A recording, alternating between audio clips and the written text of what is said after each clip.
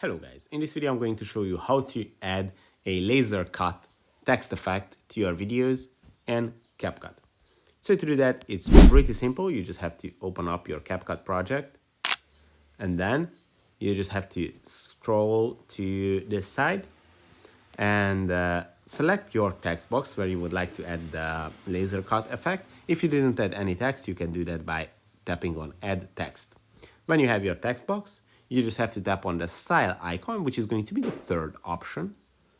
Then in the style menu, go to animations, which is the fifth option, and under animations, the first one is going to be in animations.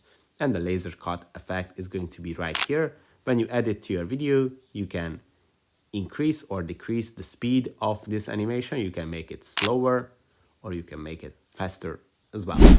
If this video was helpful for you, please consider sending a super thanks donation and see you in the next one.